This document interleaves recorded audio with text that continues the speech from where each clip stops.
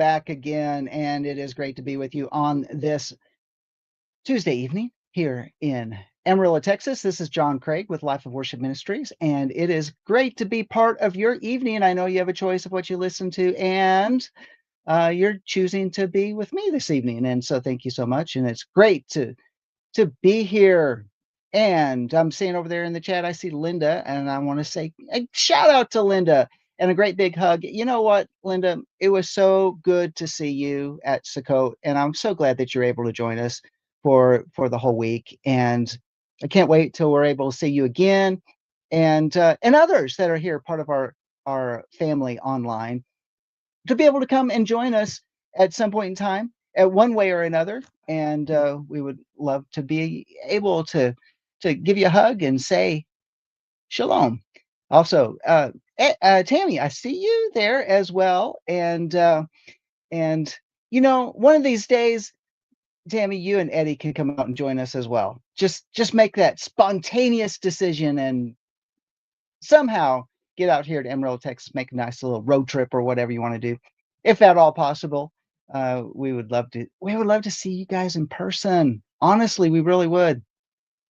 And so, yeah. And or how about this? Because I hear in the background Pastor Sandy saying, or we just need to make a trip out to you. Wouldn't that be awesome? I'd love to come out to Florida and say hello and spend some time. Well, of course, maybe we'll all meet at Mount Sinai, that too. And hopefully and prayerfully sooner than later, right? Yeah, that would be awesome. That would be a great thing to do. And so nevertheless, you know, we have been going through Jubilees, and what a great study it's been. We've been off for the last couple weeks, and thank you for coming back and joining us and being part of it. Make sure you spread the word. Let people know, yes, we're back on track because it's after Sukkot, and we are enjoying it. So we have gotten through the first two chapters of Jubilees, and it's been good. Like I said, it's an adventure. Enoch was really an adventure. If you missed any of that, go to our Life of Worship Ministries YouTube channel, and on fast speed, put it down for 2x speed, and go through all of those. It was really interesting. We just learned a lot of connections. And by the way, hey, I want you to write this down. We got our original Life of Worship Amarillo YouTube channel back, and back on that channel are a whole bunch of teachings that we've done. We've got our Torah portions. We've got like Psalms 91 is on there. We have so many other different studies.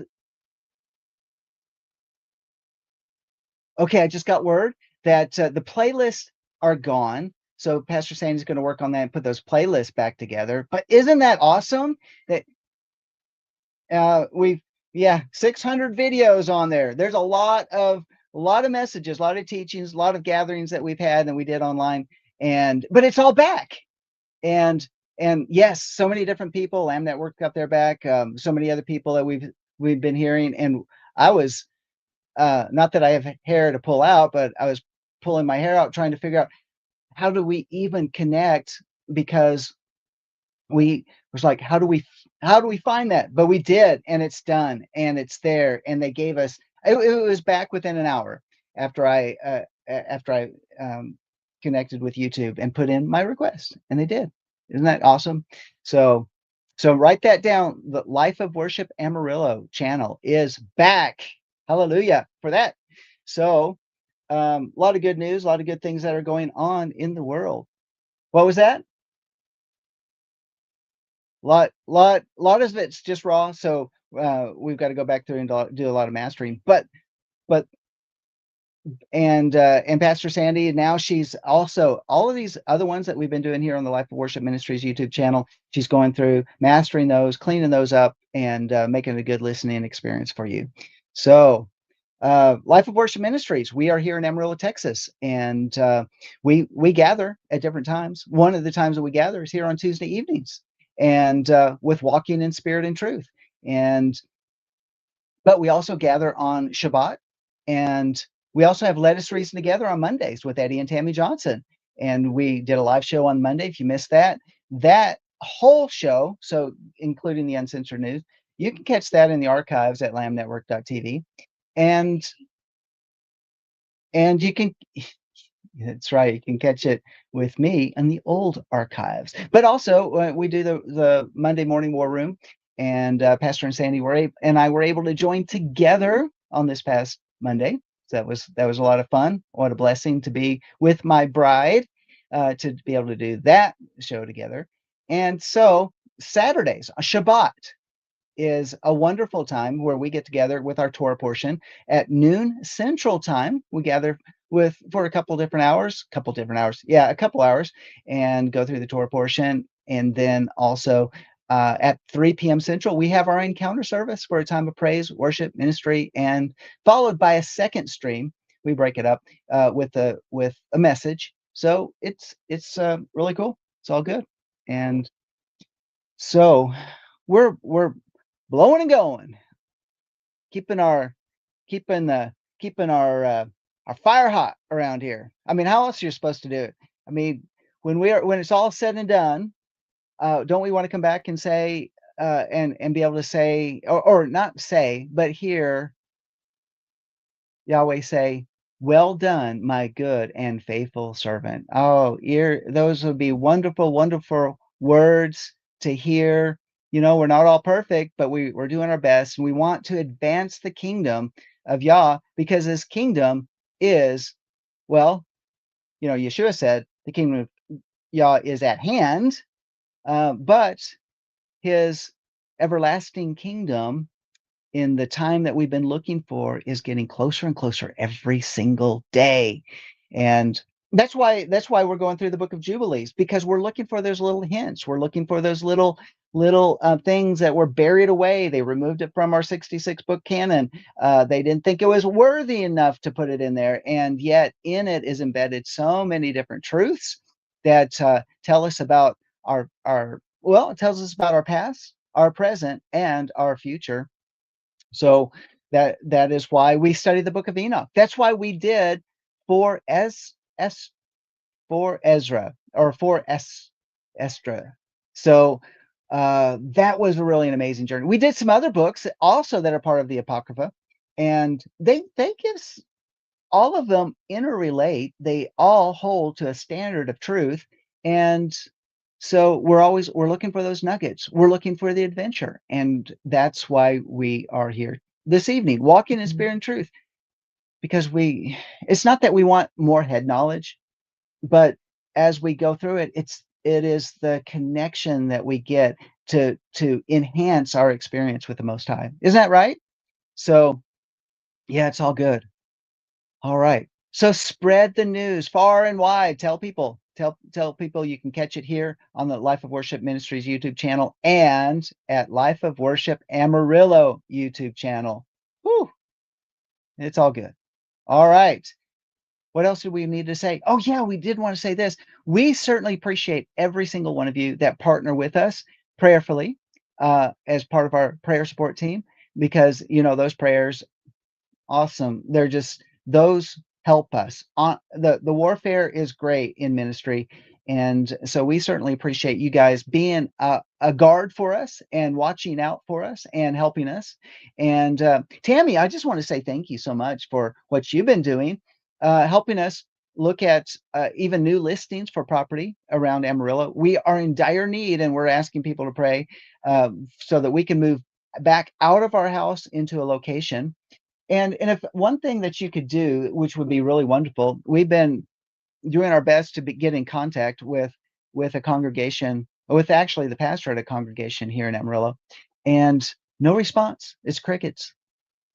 And at least just for one day, that if we could use their facility on Shabbat, this coming Shabbat, maybe something that could be a good interim thing to gather, a place that we could gather. But it's also very important that we have good Wi-Fi as well, so that we can continue with our online experience on Shabbat as well.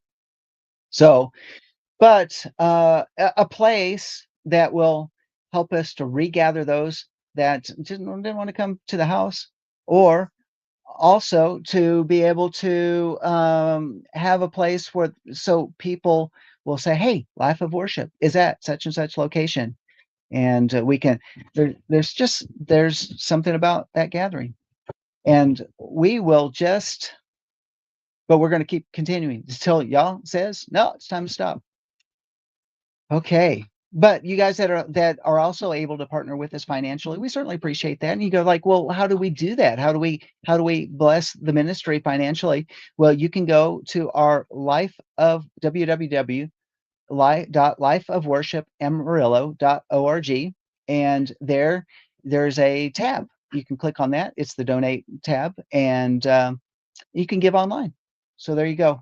That's one way you can do it. Or our address is listed on the website, and you can, if you prefer to write a check, send money order, however a giving would you'd like to do, you can mail it to us through the snail mail.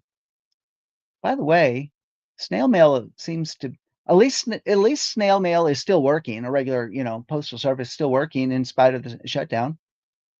But yeah, I think that's enough said. We need to get into Jubilees because we don't have a lot of time because this hour goes by very quickly. And so we're going to jump into where we left off in Jubilees, and that is chapter 3. So we went through the first 2 chapters. We hit a lot of different things. You missed that, go back to the archives and look that up. And like I said, we're working on reestablishing a playlist just simply for Jubilees and this study in Jubilees. And if you miss those, you can go back and catch those and get caught up. All right. So we're at Jubilees, chapter 3. I'm reading from the Sefer version.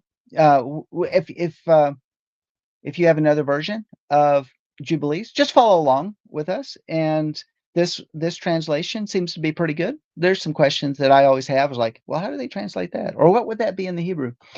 Well, we'll work through that as well. Okay, Jubilees, chapter 3, verse 1. And it begins, and on the 6 days of the second week, we brought, according to the word of Elohim, unto Adam all the beasts and all the cattle and all the birds and everything that moves on the earth and everything that moves in the water, according to their kinds and according to their types, the beasts on the first day, the cattle on the second day, the birds on the third day, and all that which moves on the earth, and on the fourth day, that which moves in the water, and on the fifth day, or which moves in the water on the fifth day.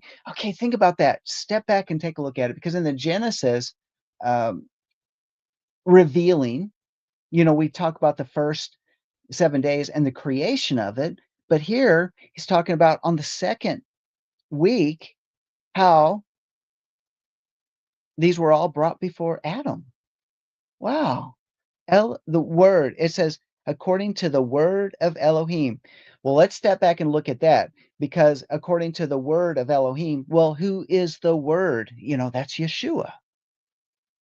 It makes me go back and pause and think about, Yeshua was the one, the voice, the voice, to have a voice that speaks, of course, is the word, walking with Adam in the garden. And I can just see them saying, Adam's there, going about his business in the garden, and here Yeshua saying, "Hey, okay, here's this. I want you to name it. What is it? It's a cow. It's a heifer. It's a heifer. It's a Hereford. It's a Hereford. It's you start naming all. Think about all the different types of breeds of cattle there are, and then what about here comes the sheep, and here comes the goats, and here comes the rabbits, and here comes all of these, and he's what's he going to do? Well, let's go on a little bit further. And Adam named them all by the respective names as he called them, so was their name. This is something I want to give us a pause to think about. All right, Adam, created in the image of Yah, essentially, uh, in part of creation, he is really kind of like the embodiment of the Most High, created in the image. Did you ever think about this? He's the king of the earth. He's created in the image of, therefore, what's he doing? He's giving the human voice of Yah, uh, given this amazing, I would have to say this amazing mind of Yah that's in him. Because didn't Paul say, let this mind be in you? Okay. So if the mind of Yah is in him, now he's giving voice to as being created in the image of Yah. I would have to say a very, very significant. We know this is very significant and very important, but not that he is God, but these godlike create characteristics being expressed through Adam. And you think, well, how in the world did he come up with all these different names? And of course, we have all these languages in the world today that have all these different names for the animals, but it started with Adam. And so this powerful creative voice of Adam speaking the names as the animal comes across his path, giving the name according to the characteristics of this creation of Yah. To me, just to pause and to think and how mind-blowing that is. Okay, maybe it's just me. Is it just me that I'm just kind of, or are you tracking with me? Are you following along with me that he is literally taking the role where Yah created and now he's implementing through his own voice. Uh, when we think about where the scripture says that life and death is in the power of the tongue, and so Adam is in a pre-fallen stage, releasing the names, releasing life as it relates to each one of Yah's creation. I mean, I'm saying that, yeah, sound like William Shatner here. Uh, with did anybody watch Star Trek? Those original episodes of Star Trek with William Shatner, and even other movies that William Shatner has been in. He's always gives these pause for effect on each word or phrase that a lot of people have made jokes about how he talks. But nevertheless, thinking about the power of the release of by calling these animal their names after a name that gives brings to life the character of each one of those animals. A horse. I mean, think about horse in English. Uh, it seems like, oh, it's a horse. It doesn't have any power or meaning. But when Adam spoke it, it was life. It was life being spoken into these animals and into all the different types of. Well, you think about the original. I'm sure there weren't. We think about a jackrabbit, and you think of cottontail rabbit, and all. But him speaking life, there's been certain type of micro evolution between the species, or was there? Oh, I don't know. Give pause to think about that. But speaking the life, when we name our children, it's very important that we don't make up a name.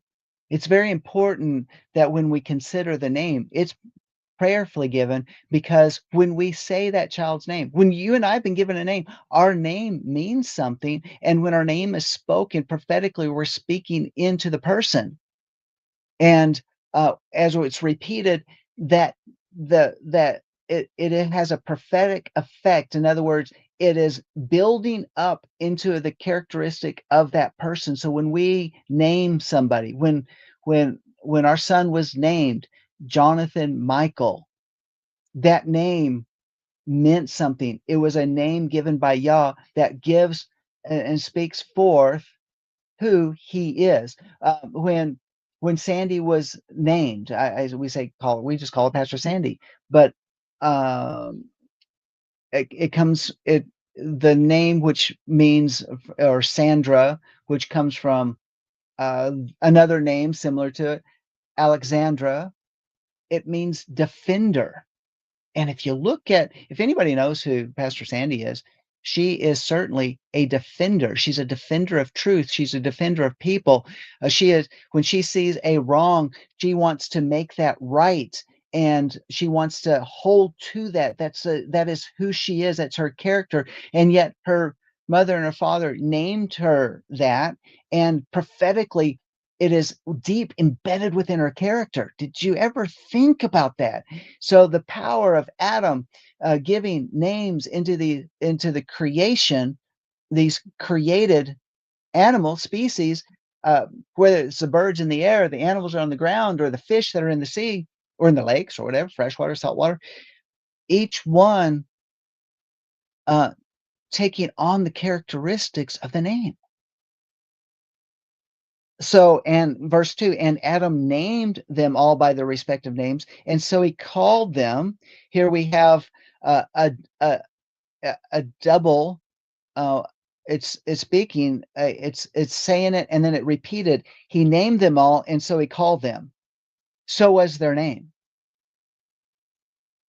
I would have to say past, present, future. It has this prophetic impact that carries not through the ages, but then significantly what how they tie into all of y'all's creation all the way through, shall we say, all the way through the eighth great day, or the new beginnings, the new heaven and the new earth. So uh, I think that's a really significant verse. And Adam named them all by their respective names, and so he called them, and so was their name.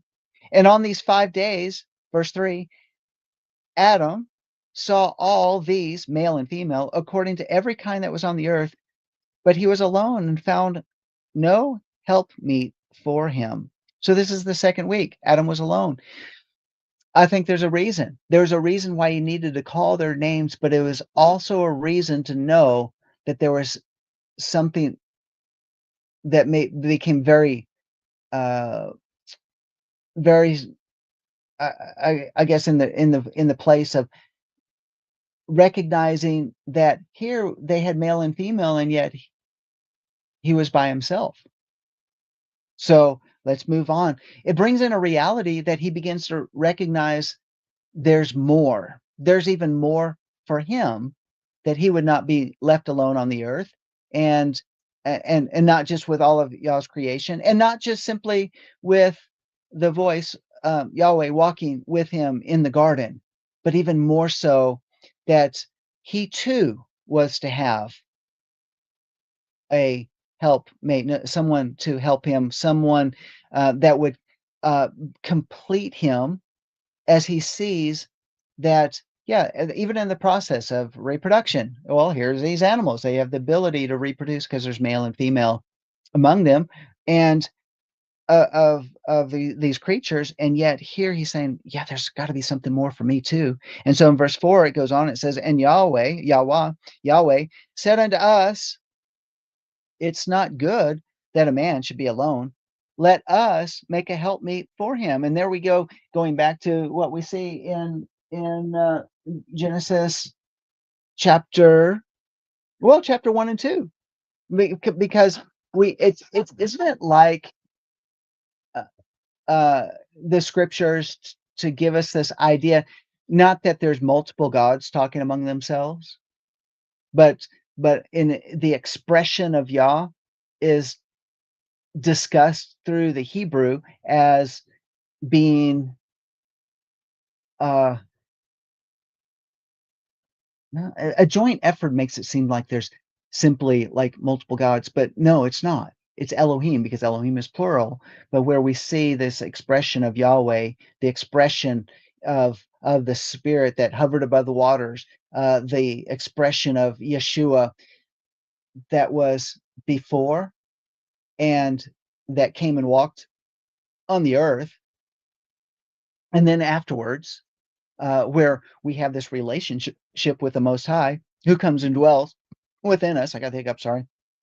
And and and we see that also expressed here in Jubilees. It's kind of just like a reinforcement of scripture, repeating it, giving us maybe some more insight as to how Yah functions in who he is, both as Yahweh the Most High and expressed through this personal relationship that we get through Yeshua. And, I guess the Christians have done their best to try to say, three in one, and which which in one sense is a way in our earthly level because we're just so inadequate in our language. At some point in time, our language is going to be perfected. And how we've been able to understand it in our finite minds and our little minds, our ability to kind of see how scripture is talking about it.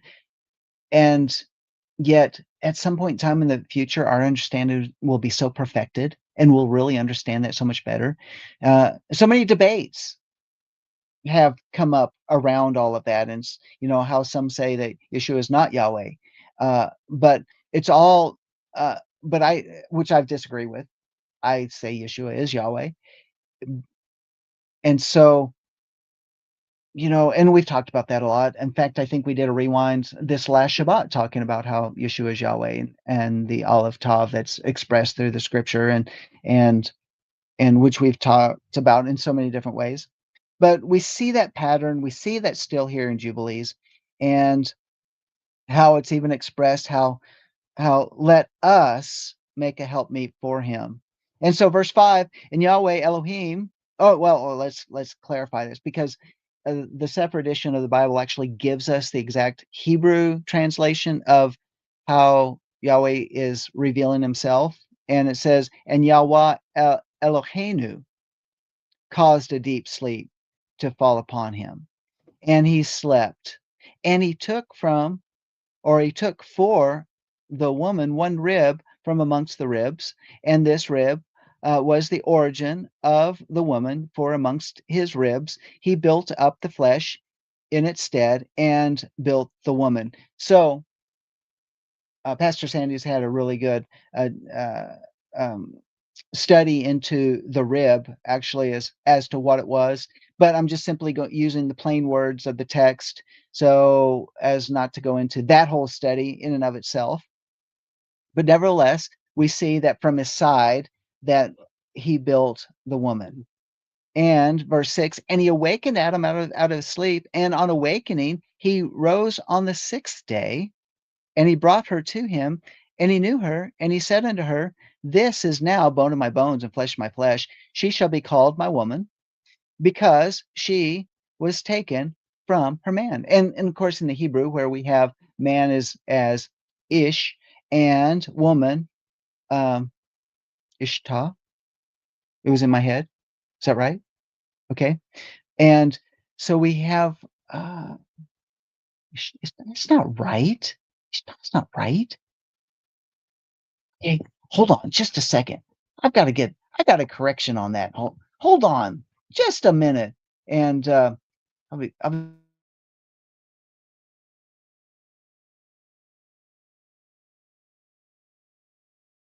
and okay, yeah, not Ishtar. Because then people are gonna say, like, are you gonna implement an Ishtar? No, I'm not talking about Ishtar. Isha. Yeah. She did a great study on that, is in terms of like the fire, because men are like if a man doesn't have a woman, he's like a wildfire that can just kind of go out of control. uh, it's, yeah, uncontrolled, it burns everywhere. But the isha is the one who envelops and surrounds, and and by doing that, what happens when fire then is directed? I'm not saying that fire is not controlled.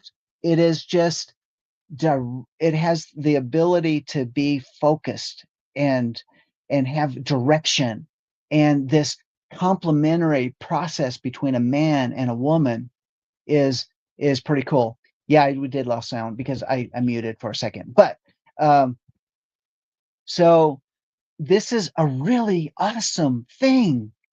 And but it took, I think Yahweh used that in bringing the animals to him and seeing male and female in order to bring Adam to that realization that he too was to be have a partner, not one that he would put his thumb on, not one that he would have to, uh, you know, squash or be to control, but actually one that would be complementing him, beside him, walking with him, working in partnership together. But more than a partnership, it is a this living relationship that they both hand in hand are working together. We've got to remember that they were together. They both received the call to take dominion.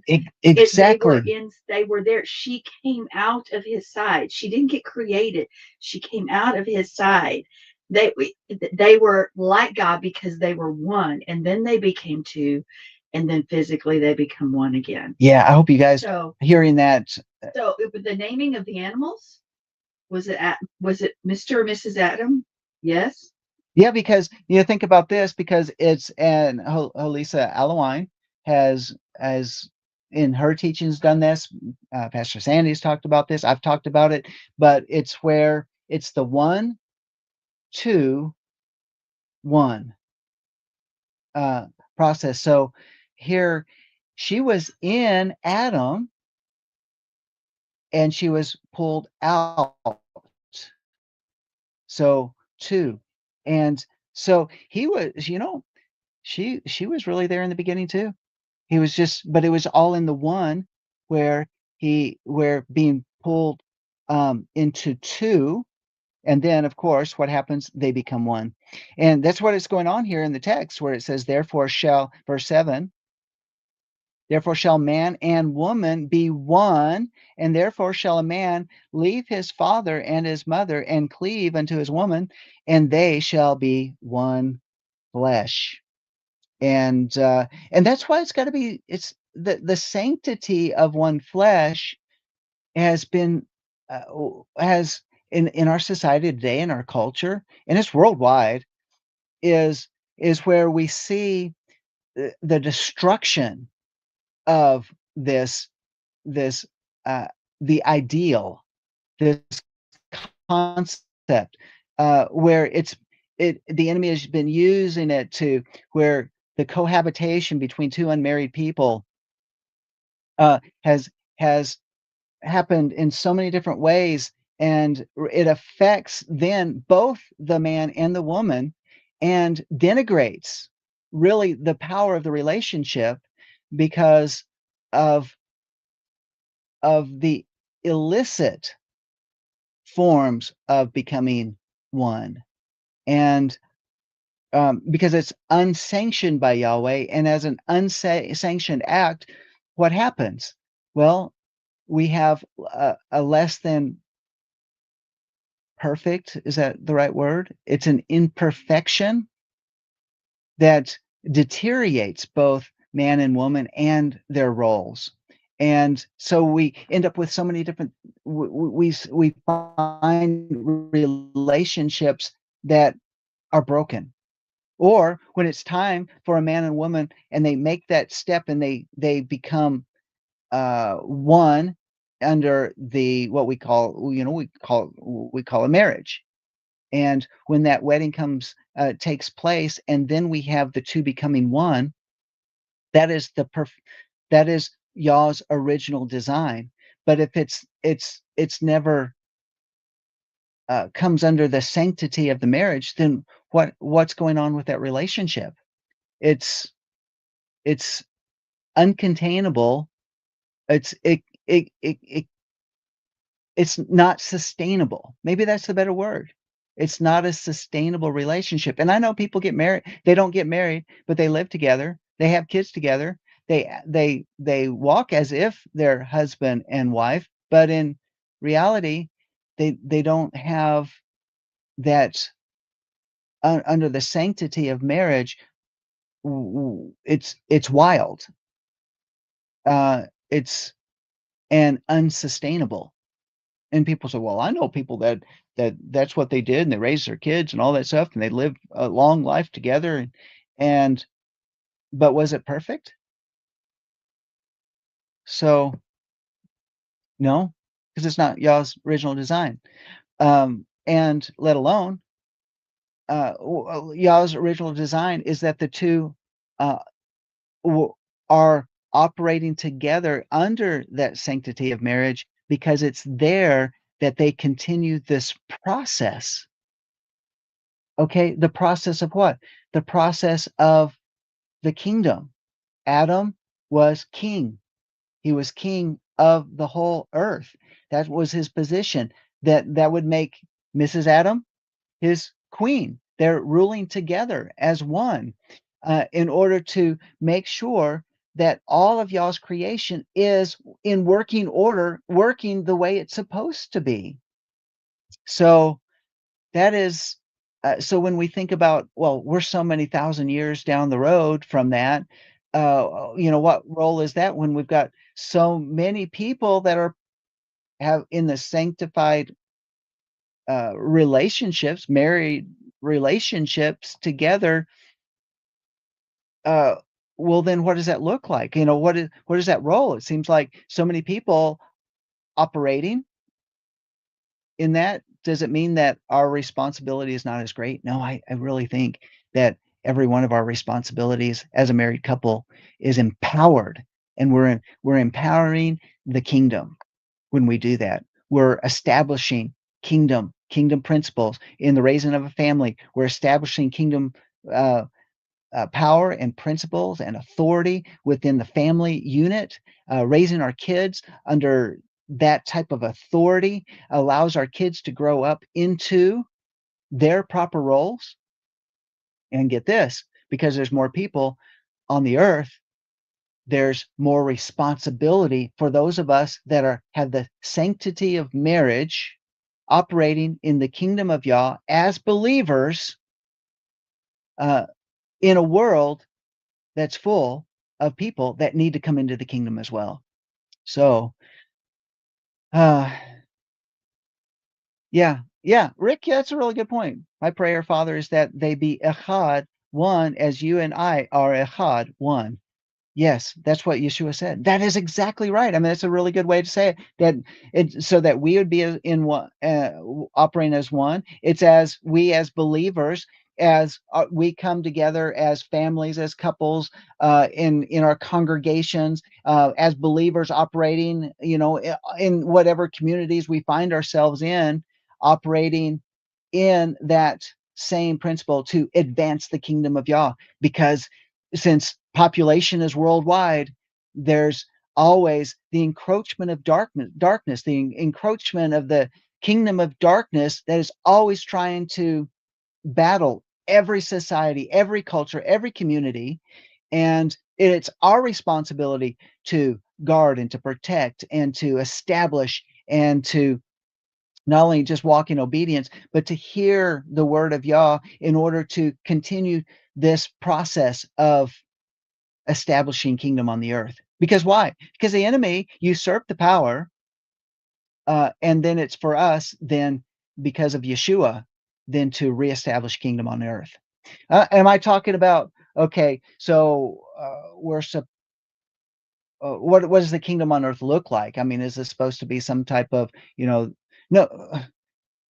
I'm not saying that we're supposed to have a so called type of government, but it is a government. It's a governing. It's a governing with one king, and that king is Yeshua. So all of these ideas that come out of this here, as we see here in the second week, um, being it's unfolding, and yet it's always unfolding. His kingdom shall know no end. So if we think, well, it's already been said and done, then what's our role anymore? I mean, a lot of people have abdicated their responsibility and their authority that's been given to us, and each one of us individually, and we abdicate that role to somebody else. Well, let's just, the pastors should do that, or the ministers, the evangelists, the apostles, or everybody. There's the roles, yes, those offices there's roles within that, but we don't abdicate our role. We don't just give it over to somebody else in order to oversee, to do. No, we take up our responsibilities to continue to promote that. Yeah, I was thinking about this, if you want to pull it into current events, like the No King um, demonstrations that they had over the weekend. What a farce that is. I mean, honestly, such a political, distraction. It but when you think about, like, in America, they said there could have been upwards to maybe 7 million people that were involved in 2,000 locations across the United States, and the No Kings rallies or whatever. And uh, if it was even 7 million, some said it may have only been 3 million. And like a lot of these gatherings only last a couple hours because the people's heart's not in it. There's like, oh yeah, let's do this thing. Um, and it wasn't even a representative of the demographics of the United States. You look at it as like, oh, what a farce it was. And yet, when you see things like that, it's like, wow, look at what we need to do. Are we being salt and light in the world today?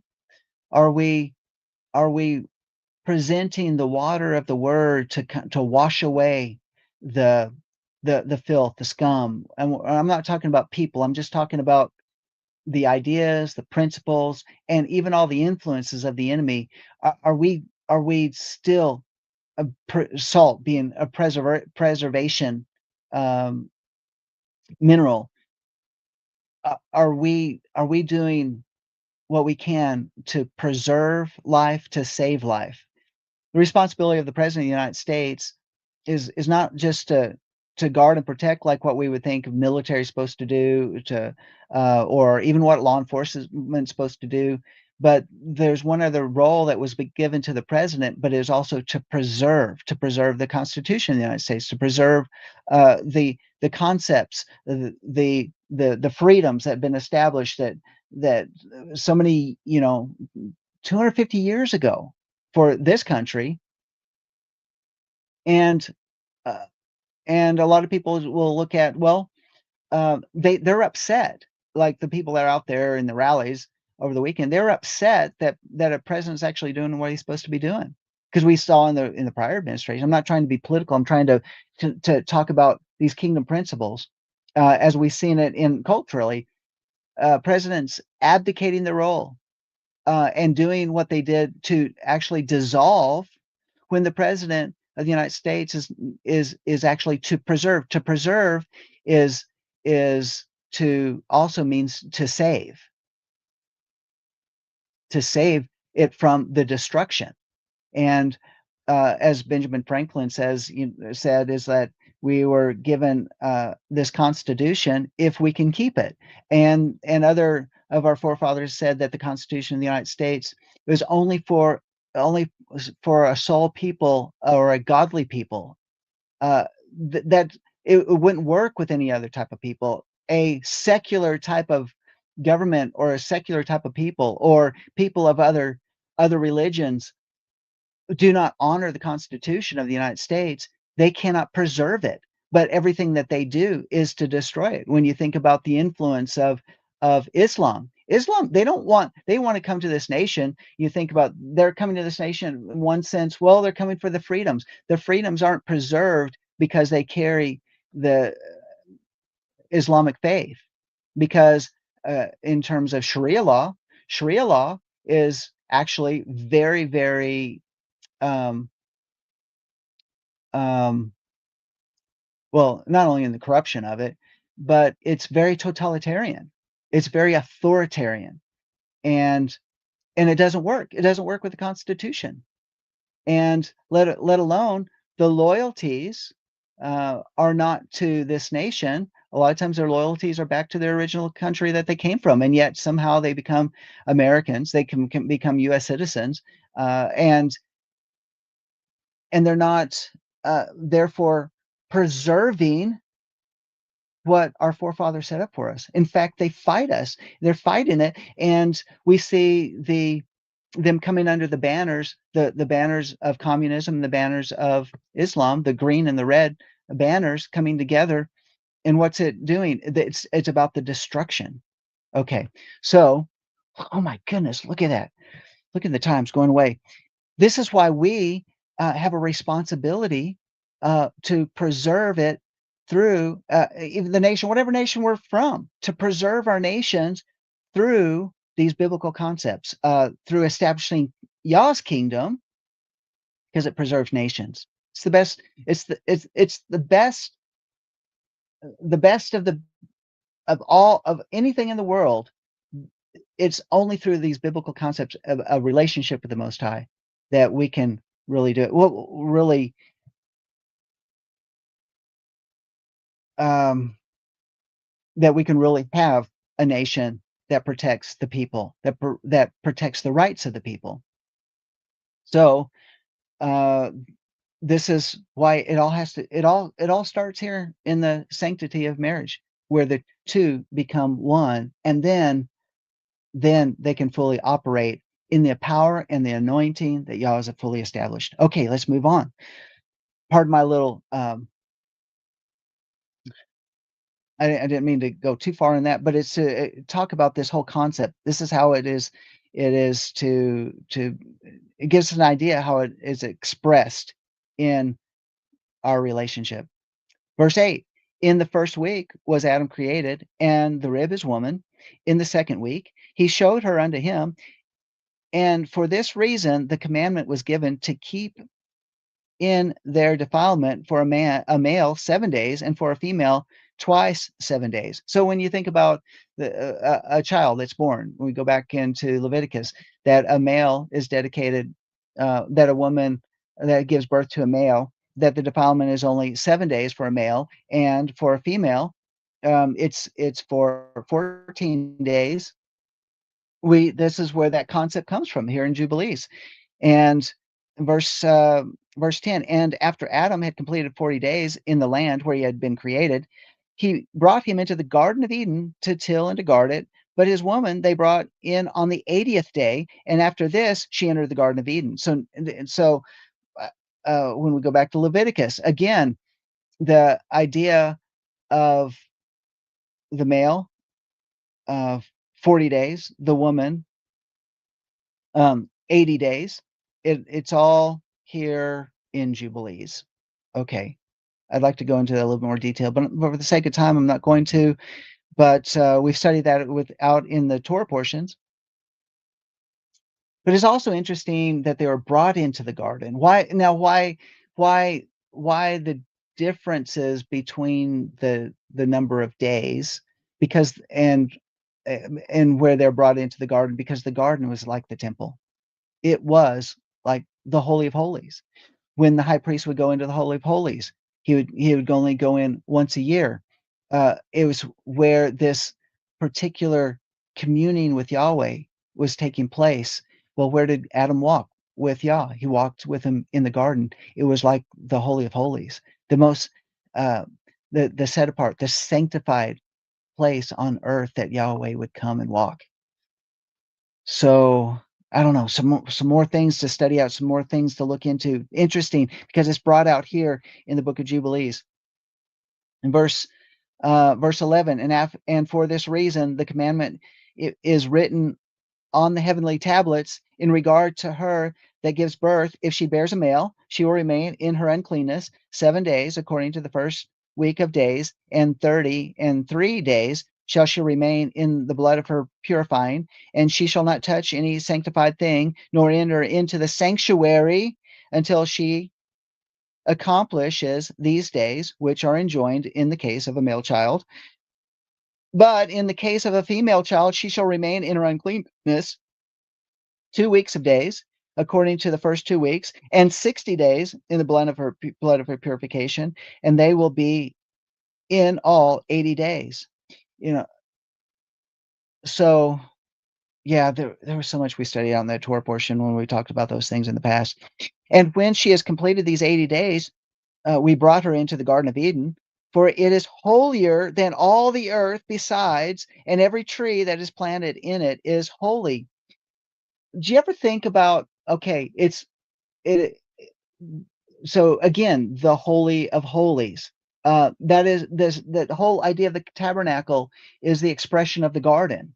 The whole idea of the temple is the expression of the garden. Well, of all the different things in the holy place, uh, it just mentions it. It's just going into this, but for it, she's brought her into the Garden of Eden, for it's holier than all the earth besides, and every tree that's planted in it is holy. So I think here we see kind of an allusion to or a reference to the holy place and then the holy of holiest, the holiest place, the holy of holies, because where's the menorah? It's in the holy place.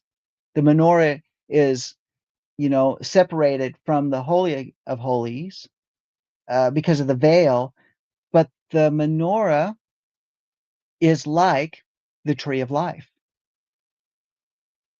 And uh, and of course, why do we get that idea? Because we see the picture of the almond tree, because the the in the forming, the molding, actually is the handcrafted uh, parts of every one of those stems that hold the light are like almond branches. So uh, it, we see within the tabernacle itself and the furnishings of the tabernacle or the temple is really a reflection of the garden. It is an imagery of the garden, and it's also to give us an idea of that the garden will once again be on the earth. It will be represented. So it gives us that which was in the past. It was lived and experienced until the destruction of the second temple, and then it will be in the future. And so let's move on. There, verse 14. Therefore, there was ordained regarding her who bears a male or female child the statute of those days, that she should touch no sanctified thing, nor enter into the sanctuary until these days for the male or female child are accomplished. This is the Torah, or this is the instruction and testimony which was written down for Israel in order that they should observe all the days. And it's a reflection then. Again, it's a reflection of the garden. And uh, so, why is it so important that we're looking to see maybe the physical building of a temple, or at least we see how that seems to be so important? So many different people are looking for it. I don't think the Christians really understand it because they simply look at it as a building of a third temple, which we've talked about ad nauseum about how the temple is within us. Uh, we have that inside of us. So we would even have to say the Garden of Eden is within us. Because didn't Yeshua say that the kingdom of Yah is, he says it's at hand, but it's actually also within us. Okay. But they're looking for the building of a third temple. Why? Because they want to see the expression of Yah on the earth again. Oh my goodness. And time is just blowing and going for us. This is the Torah and testimony which was written down for Israel in order that they should observe all the days. Verse 16, and in the first week of the first Jubilee, Adam and his woman were in the Garden of Eden for 7 years, tilling and guarding it, and we gave him work and we instructed him to do everything that is suitable for tillage. Okay. And he tilled the garden, and it was naked, and knew it not, and was not ashamed. And he protected the garden from the birds and the beasts and the cattle, and gathered its fruit and ate, and put aside the remnant for himself and for his woman, and put aside that which was being kept. Verse 18, and after the completion of the 7 years, which he had completed there, 7 years exactly, and in the second month, on the 17th day of the month, the serpent came and approached the woman, and the serpent said to the woman, has Elohim commanded you, saying, ye shall not eat of every tree of the garden? Now again, wow. here we go. Now we have other illusions. Tammy actually talked about it this last week in our Torah portion on Let's Reason Together about the 17th day of the second month, which is also the time of the second Passover. So we're out of time. We got to go into more of this. We got to really dig in. There's so much packed in here. All right. Well, that's all I have for today. Thank you for being part of Walking in Spirit and Truth. Hope to see you next time. Share this, like, share, subscribe, and go check out Life of Worship Amarillo YouTube channel. It's back again. So great to have you. We'll see you next time, or we'll see you on Shabbat. Shalom.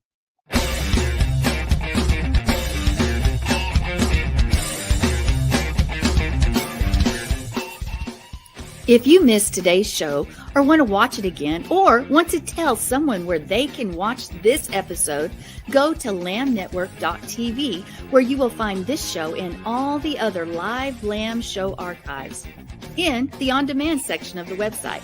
Thank you for watching, and don't forget to tell someone about the Messianic Lamb Network.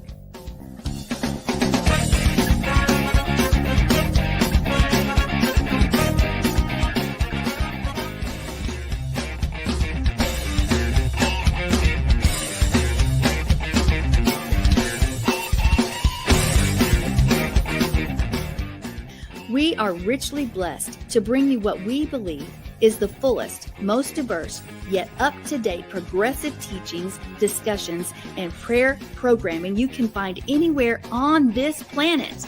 Be sure to take the tour of the lambnetwork.tv website. I'm Sandi Craig, thanking you for joining us on the Messianic Lamb Video Network.